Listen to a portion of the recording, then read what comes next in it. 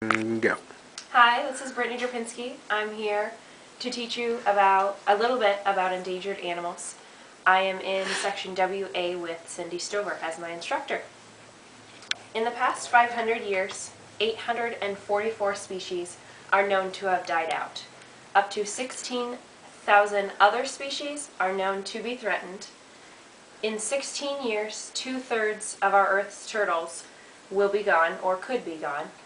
In Africa, there are 50% less great apes than there have been before, and half of marsupials and 1/3 of amphibians are in jeopardy and on the brink of extinction. The causes for this, 85% are linked to habitat loss, 49% to invasion of alien species, 24% to pollution, 17% to overexploitation, and 3% to disease. Today, I am here to inform you about the impact humans have on innocent animals, not just in the United States, but in Nebraska as well. I will explain the different levels on the endangered species list. I will let you know how people have and still are trying to help out the endangered species.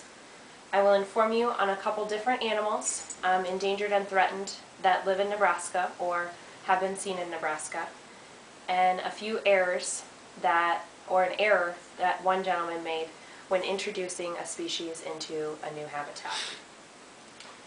To clear up the definitions and the levels, on the screen is from best to worst, not that any of it is good to be on the endangered species list, but starts out with threatened. Threatened are species on the brink of extinction in the near future. Keywords are near future. And endangered are species on the brink of extinction now. Extinction is just when species cease to exist and they are not ever likely to come back again. Humans depend on other species for shelter, food, clothing since the beginning of time. It's been one of our habits. We need other species to survive.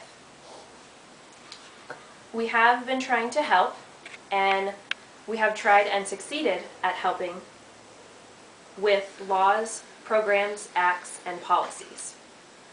In the early 1900s, the federal government stepped in to help because they knew it was becoming such a big issue. And they actually started with the Lacey Act, then moved to the Migratory Bird Treaty Act, the Marine Mammal Protection Act, the Bald Eagle Protection Act, and then in 1973, the Endangered Species Act. We also help animals by limiting humans where they can. Humans help species and animals by limiting where humans can hunt, when they can hunt, and what seasons they can hunt in. We restrict areas of land. We call them our critical habitats. So restricting the land means that only the animals can roam on that land and humans can't build on it and destroy that land. We try and control pollution. We come up with recovery plans to bring back the animals that aren't yet extinct. And we practice captive breeding. Captive breeding is you bring a male and a female into like a human control zone. You let them mate, they make babies, and we keep those babies in a nice area until they're old enough to go out on their own into the wild. Captive breeding is the most successful way to bring back a species off the endangered list. Now we'll move on to our endangered and threatened list from Nebraska. The endangered animals, and I'm talking about birds and mammals, are the swift fox, the whooping crane, Eskimo curlew, black-footed ferret, and leastern bird. On the threatened list for Nebraska is the piping plover, the river otter, mountain plover, and the southern flying squirrel. Right here shows you just 3 different birds or endangered and threatened animals. If you ever see them around, stay away from them. They're endangered or threatened, so we want to keep them around.